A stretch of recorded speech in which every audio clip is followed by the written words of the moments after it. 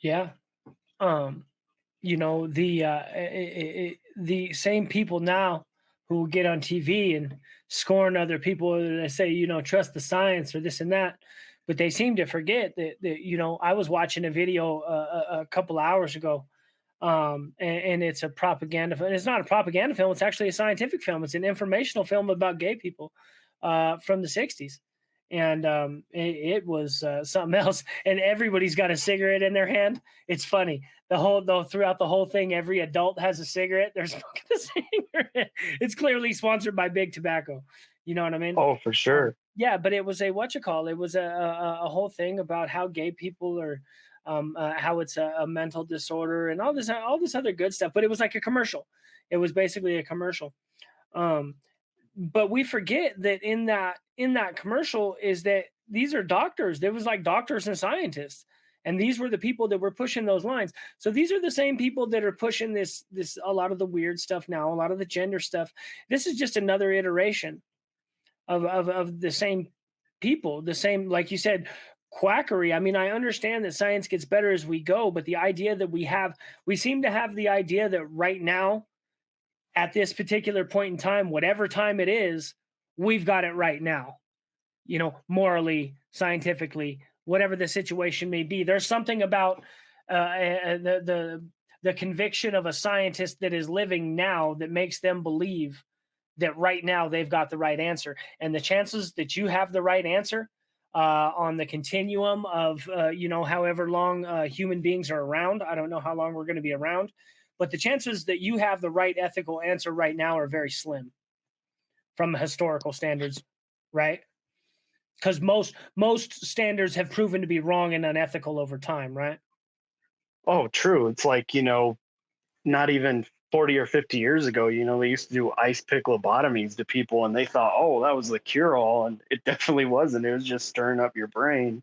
Yeah. And then, a little bit farther down the road, you have electroshock therapy and stuff like that. And that definitely did not work. I mean, we're talking putting high voltage through somebody's brain. That is definitely not helping them too. But I agree with you with that 110%, because I mean, what we thought was real 100 years ago is the total opposite of now. And all what science really is, I remember a science teacher told me this, is all what science is just a theory being proven by the scientific method at the time. So for all that we know, in 5 years from now, 10 years from now, maybe even a year from now, it could be polar opposite from what it was, maybe even 5 years ago from today. But yeah, I totally agree with you on that whole thing. That I mean, we in order to get something you don't have, you got to do something you've never did, before. You can't. It's like Einstein's whole theory of what true insanity is. If you keep repeating something over and over and over again and expecting a different outcome each time you do it, that's the true meaning of insanity. Yeah. You got to try different things to get something new. Yeah. I think a lot of the age, and I've got a couple examples of this. One example would be my homeboy calls from prison now, and it's $1.70 a phone call now, whereas it used to be $5, $5.50 a phone call, which was clearly extortionary. This was them taking advantage of people that they had, put in prison.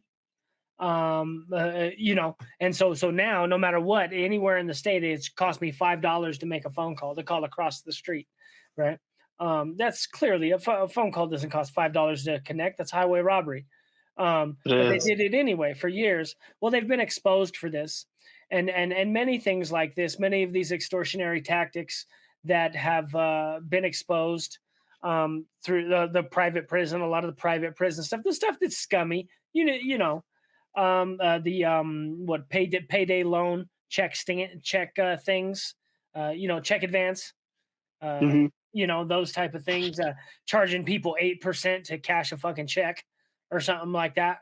And if you didn't have an ID, they used to do that too. They used to actually cash your check if you didn't have an ID, and they charge you like $20.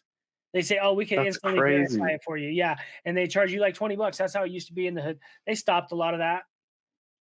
You know, you used to be able to take your check down to the bar, dog, and sign it over to the bar and just buy a couple drinks. And that was what some people did with their check, and they give you the money back. Whatever you didn't drink, they just give you the money back. That's what my dad, I think, was telling me too, is like a lot of things used to be different. Is you could take them to like liquor stores or whatever. It Yep. depended back then. It was a whole different society in, Yep. the 80s and 90s. Yep. The check fraud wasn't rampant.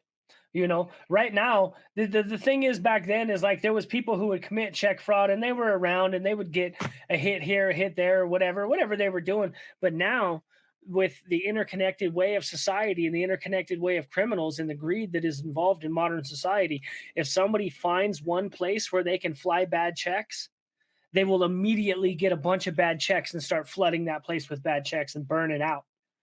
Nobody will. It's just the way it is now. Or they'll start sending their friends there and extorting the head. And so it's not. It's become so prevalent. This is why even whenever you go to small cities around the country, you'll find like all kinds of security measures at Home Depot and Walmart and wherever else, because people are willing to travel. People will travel. Oh yeah. One place if one place gets found to be easy to steal from, it will be exploited and shared and everything else.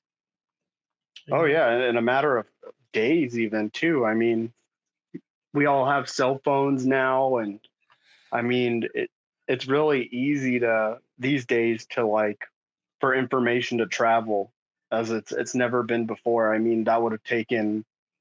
I mean, you could probably call somebody back in the 90s, but it wouldn't have traveled as far as it does today. I mean, for information today, I mean, it's almost instantaneously you can put it out there.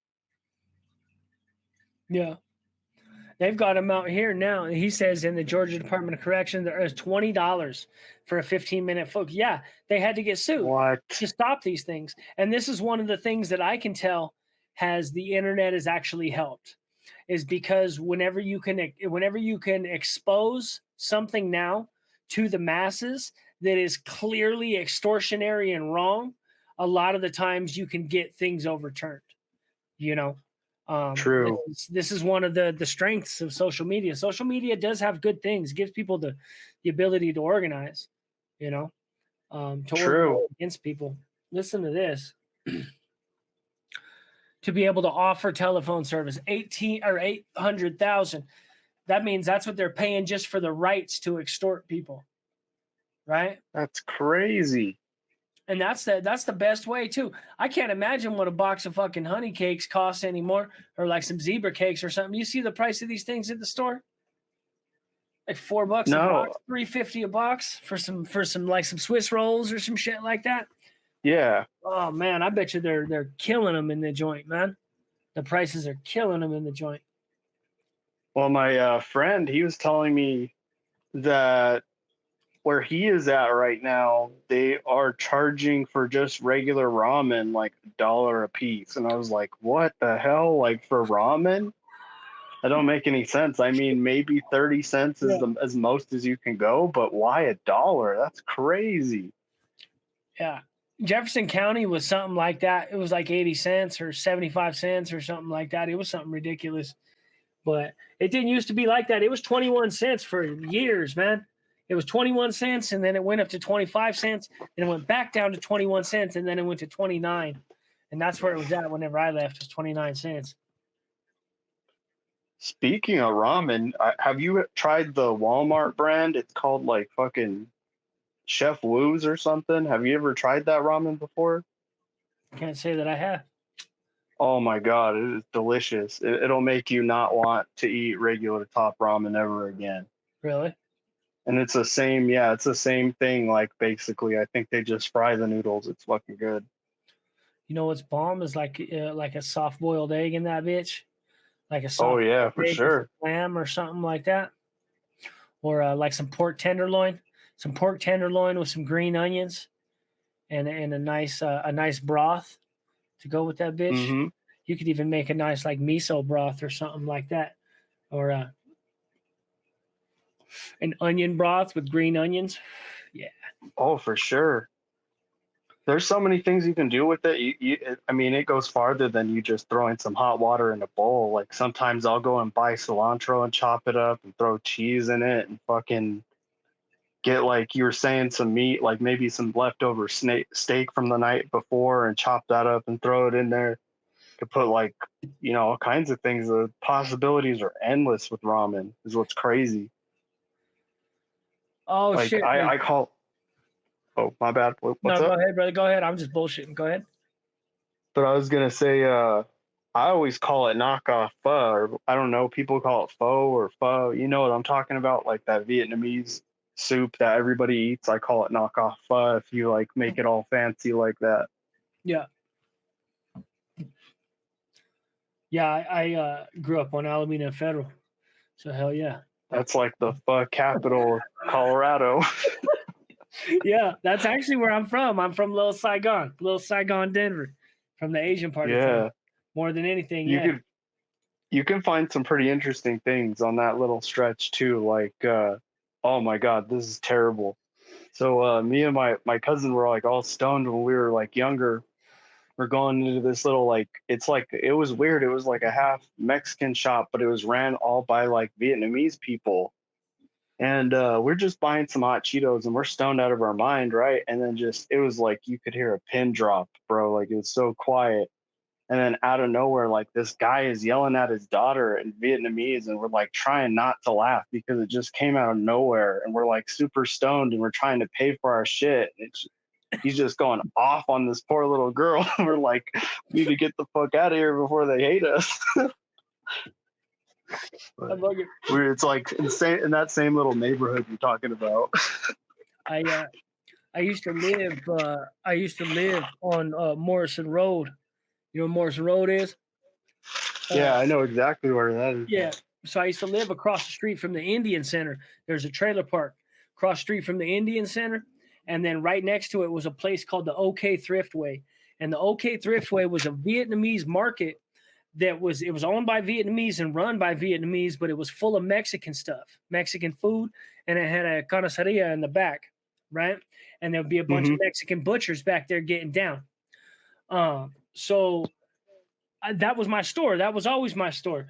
And but they okay, so we're beefing with these dudes. We're beefing with these Sereno cats, as a matter of fact, at the time, these VGV dudes.